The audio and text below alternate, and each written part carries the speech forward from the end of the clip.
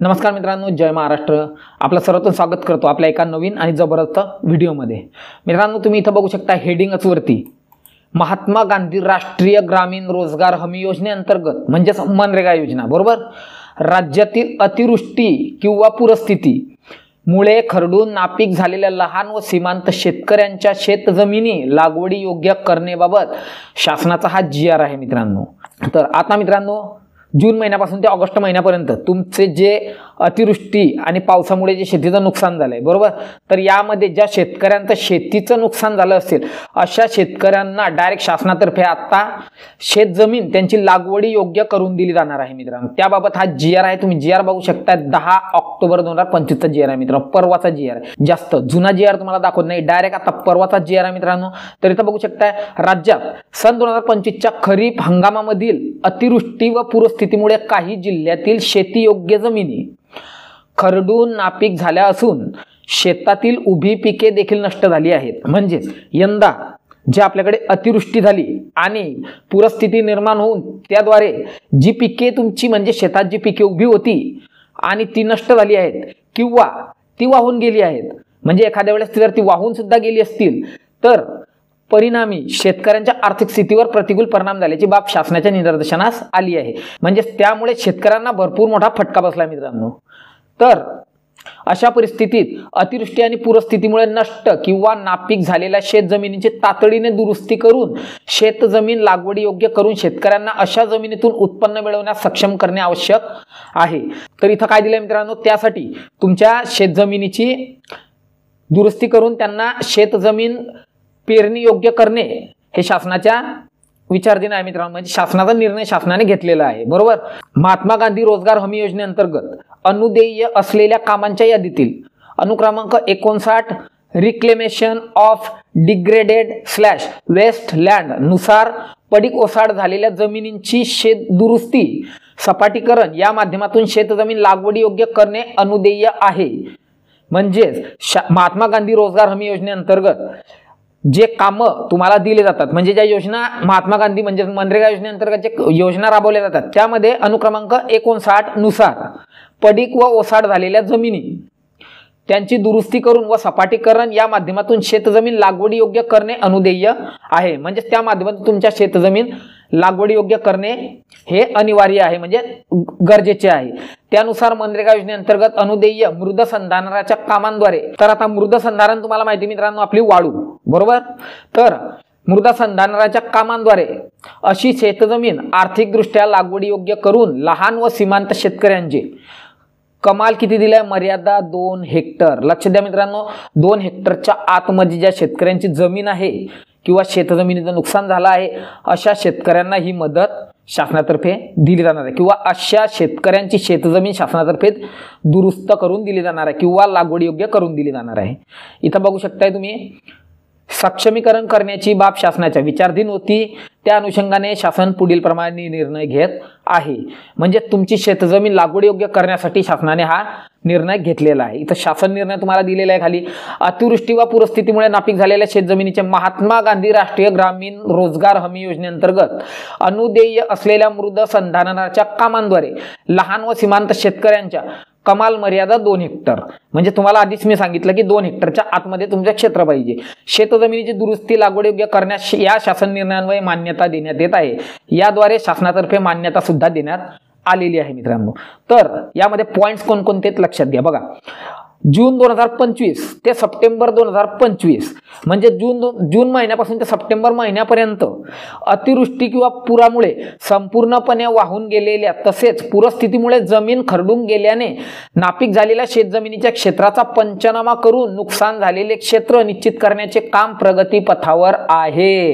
हे सर्वात महत्त्वाचा मुद्दा मित्रांनो बघा की जून 2025 पासून तर ते सप्टेंबर 2025 पर्यंत अतिवृष्टी व पावसामुळे किंवा पुरामुळे ज्या शेती पिकाचं नुकसान झालं असेल किंवा जे पीक वाहून गेलं असेल किंवा जी शेतजमीन खरडून गेली असेल, डायरेक्ट नापीक बनली, अशा शेतजमिनीचा पंचनामा करून नुकसान झालेले क्षेत्र तिथं पंचनाम्यामध्ये नोंद केलं जाईल, बरोबर।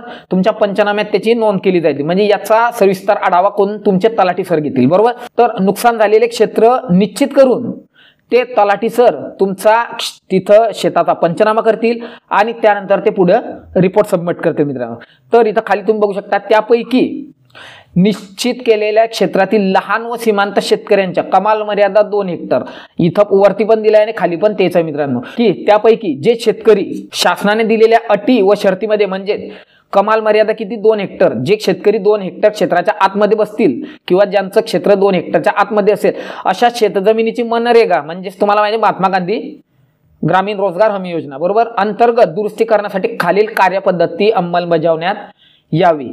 तर त्यासाठी मित्रांनो खालील कार्यपद्धती शासनातर्फे राबवण्यात येणार आहे. तर ती कार्यपद्धती कोणती आहे एकदा आपण सविस्तरपणे बघू.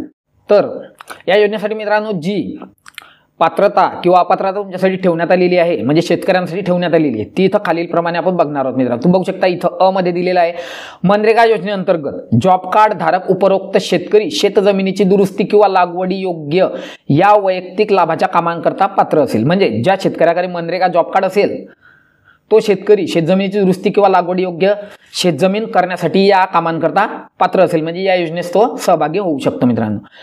सेकंड नंबरला आहे पात्रतेच्या इतर अटी व शर्तींची पूर्तता करणाऱ्या ज्या लहान व सीमांत शेतकऱ्यांकडे जॉब कार्ड उपलब्ध नाही अशा कुटुंबाने जॉब कार्ड उपलब्ध करून घेऊन योजनेत सहभागी व्हावे. म्हणजे या योजनेमध्ये मी तुम्हाला आधी सांगितलं की कमाल मर्यादा 2 हेक्टर दिलेली बरोबर. 2 हेक्टरच्या आतमध्ये जे शेतकरी असतील किंवा ज्यांचं पिकाचं नुकसान झालं असेल किंवा शेतजमिनीचं नुकसान झालंय असे शेतकरी जर त्यांच्याकडे जॉब कार्ड नसेल तर ते जॉब कार्ड उपलब्ध करून या योजनेत सहभागी ते होऊ शकतात.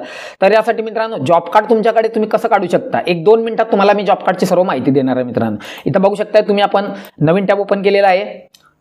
इथं तुम्ही बघू शकता आता तुमचं जॉब कार्ड मित्रांनो शोधताना सर्वात महत्त्वाचं तुम्हाला सांगतो फक्त काय करायचं आहे तुम्हाला जॉब कार्ड गुगलला गेले जॉब कार्ड सर्च करा आणि तिथे तुमच्या जिल्ह्याचं नाव टाकायचं आहे. आता तुम्ही फॉर एक्झाम्पल बघू शकता माझा जिल्हा जळगाव आहे मित्रांनो. जळगाव सर्च करतोय आणि एंटर करतो. एंटर केल्यानंतर डायरेक्ट मनरेगाची ऑफिशियल साईट हा पर्याय तुमच्या समोर दाखवला जाणार आहे जळगाव.nrga.nic.in यावर इथं क्लिक करतो. तुमच्या जिल्ह्याचा सुद्धा असं सेम काही पेज येणार आहे मित्रांनो. तुम्ही बघू शकता Mahatma Gandhi national rural employment guarantee act 2005 बरोबर. त्यानंतर इथं डाव्या बाजूला खाली आल्यानंतर तुम्ही बघू शकता ब्लॉक दिलेला आहे. तर या ब्लॉकमध्ये इथं मित्रांनो खाली तुम्हाला सर्व तालुक्यांची नावं दिसतील तर यामध्ये तुमचा तालुका निवडून घ्या. तालुक्यावर क्लिक केल्यानंतर इथं तुम्हाला तुमच्या तालुक्यातील सर्व गावांची यादी दिसेल. तर यामध्ये तुमचं जे गाव असेल ते गाव निवडा. मी गाव निवडतोय आणि गाव निवडून झाल्यानंतर डायरेक्ट तुमच्या समोर इथं ग्रामपंचायत रिपोर्ट येईल म्हणजेच तुमच्या ग्रामपंचायती म्हणजे तुमच्या गावाचा सर्व रिपोर्ट इथं दाखवला जाणार आहे. तर यामध्ये मित्रांनो इथं बघा भरपूर पर्याय आहेत मित्रांनो. तुम्हाला बघा job card not in use म्हणजे जे जॉब कार्ड यूज मध्ये नाहीये म्हणजे अर्थामध्ये ज्या जॉब कार्डवर आता कामं नाहीयेत म्हणजे ज्यांचा वापर होत नाहीये कामांमध्ये इथं पूर्ण लिस्ट तुमच्या समोर दाखवली जाईल मित्रांनो.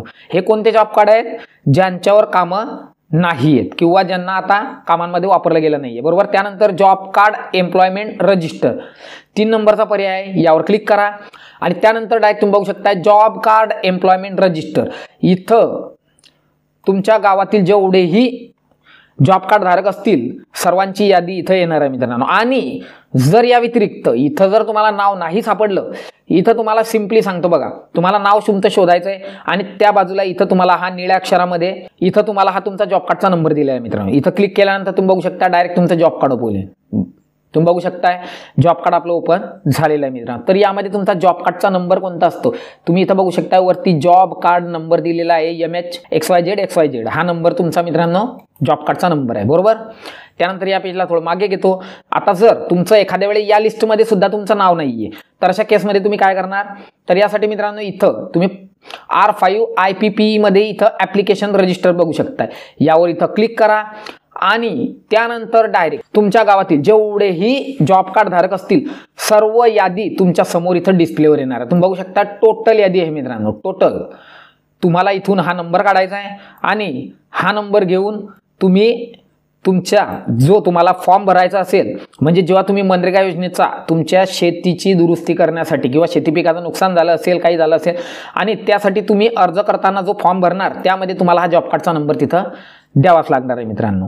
तर अशा पद्धतीने मित्रांनो जॉब कार्ड तुम्ही अशा पद्धतीने काढू शकताय. आणि जर तुमचं जॉब कार्डच नाहीये बरेचसे नागरिक असे की ज्यांच्याकडे जॉब कार्ड नाहीये किंवा शेतकरी सुद्धा तर अशा केसमध्ये लवकरात लवकर तुमच्या जवळच्या पंचायत समितीत जा तिथं मनरेगाचं स्पेशल ऑफिस असते मित्रांनो, तिथं जाऊन संपर्क करा.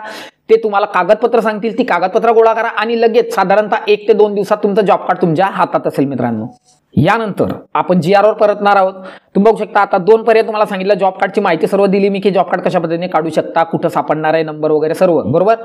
त्यानंतर तिसरा पॉईंट आहे, बघू शकता तुम्ही ई मध्ये, सदर दुरुस्तीच्या कामाकरता संबंधित शेतकऱ्यांनी बाधित जमिनीचा 7/12 व खाते उतारा यांच्या प्रतीसह संबंधित गट विकास अधिकाऱ्यांकडे लेखी अर्ज करणे आवश्यक आहे. आता सर्वात महत्त्वाचं मित्रांनो, तुमच्या शेतजमिनीचं नुकसान झाले बरोबर, तर यासाठी तुम्हाला तुमच्या शेतजमिनीचा 7/12 म्हणजे ज्या जमिनीचं नुकसान झालंय तिचा 7/12 व खाते उतारा यांच्या प्रतीसह म्हणजे त्यांच्या प्रिंट काढा. त्या प्रिंट कोण देणार आहे, तो तर तुमचे तलाठी सर किंवा ऑनलाईन जे डिजिटल 7/12 असतात ते सुद्धा चालून जातील आणि खाते उतारे सुद्धा चालून जातील मित्रांनो.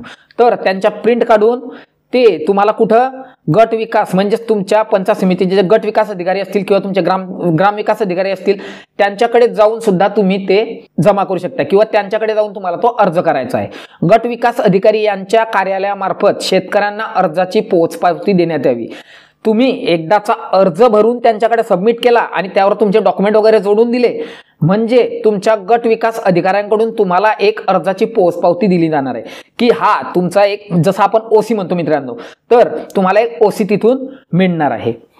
त्यानंतर खाली प्राप्त झालेल्या अर्जानुसार कामांची स्थळ पाहणी करून कामनिहाय अंदाजपत्रक तयार करण्याबाबत तांत्रिक अधिकारी PTO मनरेगा यांना गट विकास अधिकारी यांच्या मार्फत आदेश देण्यात येतील. म्हणजे तुमच्या पंचायत समितीतील जे अधिकारी असतील ते PTO येऊन तुमच्या जमिनीचं स्थळ पाहणी करतील, म्हणजेच अर्थात लँड सीडिंग आपण जे म्हणतो ते करतील आणि त्यानंतर पुढची कारवाई करतील.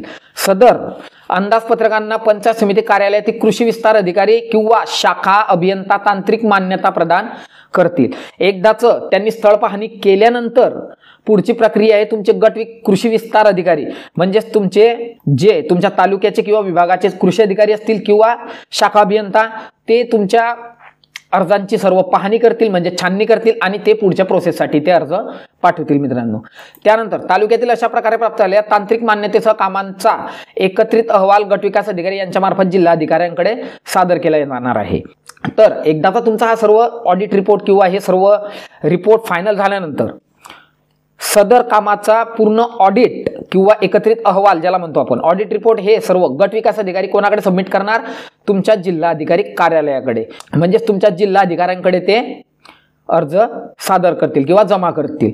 त्यानंतर जिल्हाधिकारी तथा जिल्हा कार्यक्रम समन्वयक यांनी सदर अहवालानुसार एकूण खर्चास मान्यता देऊन कामांचा पुरवणी आराखड्यात समावेश करावा. त्यानंतर तुमचे जिल्हाधिकारी काय करतील, हे अर्ज तुमचे त्या योजनेमध्ये समाविष्ट करून एकूण खर्च म्हणजे या योजनेसाठी जेवढा खर्च येईल तो खर्च पूर्ण योजनेचा जो आराखडा आहे त्यामध्ये ते समावेश करतात व पात्र अर्जदारांची यादी जिल्हाधिकारी कार्यालयाच्या संकेतस्थळावर प्रसिद्ध करण्यात यावी. तर त्यानंतर ही सर्व प्रोसेस झाल्यानंतर तुमची पात्र अर्जदारांची यादी कुठे लागणार, ती तुमच्या जिल्ह्याच्या संकेतस्थळावर लागणार आहे. तुमच्या जिल्ह्याचं संकेतस्थळ म्हणजे वेबसाईट कुठं सापडणार, तर यासाठी मित्रांनो परत तुम्हाला दाखवतो. एक नवीन टॅब ओपन करू आणि इथं तुम्हाला सर्च करायचा ई डिस्ट्रिक्ट. तुम्ही बघू शकताय ई डिस्ट्रिक्ट आणि आता मी तुमच्या समोर आता बघा प्रत्येक जिल्ह्याची वेगवेगळी साईट असते. आता जळगाव सर्च करत नाही, तुम्हाला सांगली दाखवतो मित्रांनो. तुम्ही बघू शकता ई डिस्ट्रिक्ट सांगली टाकलं, एंटर केलं, तुम्ही बघू शकताय district Sangli government of Maharashtra. Sangli गव्हर्नमेंटची ऑफिशियल वेबसाईट आपल्या समोर ओपन झालेली कलेक्टर ऑफिसची ऑफिशियल वेबसाईट आहे मित्रांनो. तुम्ही बघू शकता सांगली जिल्ह्याची ही ऑफिशियल वेबसाईट आहे. त्यानंतर इथं परत मागे आलो. आता इथं ई डिस्ट्रिक्टमध्ये परत एखादा दुसरा जिल्हा घेऊ आपण, लातूर घेऊ, लातूर किंवा हिंगोली घेऊ. तुम्ही बघू शकता हिंगोली घेतो, हिंगोली घेतलं, एंटर केलं, सेम तेच मित्रांनो. तुम्ही बघू शकता हिंगोली गव्हर्नमेंट ऑफ महाराष्ट्र म्हणजे प्रत्येक जिल्ह्यासाठी शासनातर्फे वेगवेगळी वेबसाईट बनवण्यात आली मित्रांनो. तर अशा पद्धतीने तुम्ही तुमच्या जिल्ह्याच्या वेबसाईटवर ही यादी प्रसिद्ध केली जाईल आणि त्यानंतर तुम्ही अगदी सहजपणे तुमचा अर्ज म्हणजे तुमच्या अर्जास मान्यता मिळाली आहे की नाही हे चेक करू शकता मित्रांनो. सदर कामांच्या अंमलबजावणी व सनियंत्रणाकरिता ग्रामपंचायत कार्यान्वयन यंत्रणा राहील. म्हणजे सदर कामाच्या सर्व आढावा कोण घेणार आहे, तुमची ग्रामपंचायत मित्रांनो. हो, सर्व कामं तुम्हाला या कामाचा सर्व आढावा ग्रामपंचायतीमार्फत केला जाणार आहे. या दुरुस्तीच्या कामावर अपंग व ज्येष्ठ नागरिक वगळता स्वतः शेतकरी अथवा त्याचे कुटुंबीय यांनी काम करणे अपेक्षित आहे. सर्वात महत्त्वाचा मुद्दा बघा, आता ज्या लाभार्थ्यांकडे म्हणजे जे या योजनेचे लाभार्थी आहेत बरोबर, तर त्यांच्याकडे जर जॉब कार्ड आहे त्या जॉब कार्डमध्ये तुमच्या कुटुंबातील जेवढेही मेंबर असतील म्हणजे तुमच्या फॅमिलीतील जेवढेही सदस्य असतील त्यांचे सर्व म्हणजे त्यामध्ये कोण कोण फक्त अपंग व्यक्ती आणि ज्येष्ठ नागरिक म्हणजे जे 60 वर्षाच्या वरती आहेत, बरोबर. ज्येष्ठ नागरिक व अपंग वगळता स्वतः शेतकरी किंवा त्या कुटुंबातील सदस्य यांनी स्वतः काम करणे अपेक्षित आहे. म्हणजे तुम्हाला तिथं स्वतः काम करावं लागणार आहे आणि त्या कामाचा शासनातर्फे तुम्हाला डायरेक्ट मोबदला सुद्धा मिळणार आहे मित्रांनो. असं नाही की तुम्हाला फ्रीमध्ये तिथं काम करायचंय. तुम्हाला तुम्हाला डिटेलमध्ये मी याविषयी अधिक माहिती आपण घेणारच आहोत. कारण आता 3rd पेजवर इथं बघू शकता प्रपत्र अ दिलेलं आहे मित्रांनो. मोजमाप पत्रक दिलेलं आहे. जमीन कडेकडेने साफ करणे व 20 सेंटीमीटर परिघापर्यंतची मुळे काढणे म्हणजे 20 सेंटीमीटर डीप मध्ये जे झाडांची मुळे वगैरे काही असतील तर ती साफ करण्याचं सर्व कामकाज. या सर्व गोष्टी किती 10 मीटर पर्यंत करायच्या याचं सर्व डिटेल माहिती इथं दिलेली मित्रांनो. इथं सर्व डिटेल माहिती दिलेली तुम्ही बघू शकता. या GR ची लिंक आपल्या व्हिडिओमध्ये मी हा GR तुम्हाला उपलब्ध करून देणार आहे. तिथं क्लिक केलं की डायरेक्ट तुम्ही या GR वर इथं येणार आहात मित्रांनो. आणि एकदाची सर्व माहिती मग वाचून घ्या. तुम्ही बघू शकता प्रपत्र ब सुद्धा दिलेलं आहे. अंदाजपत्रक की किती काम कोणत्या कामासाठी किती खर्च वगैरे आहे, टोटल योजनेची सर्व खर्च वगैरे सर्व दिलेला आहे. तर अशा पद्धतीने मित्रांनो शासनातर्फे अतिशय जबरदस्त आणि महत्त्वाची अपडेट आहे.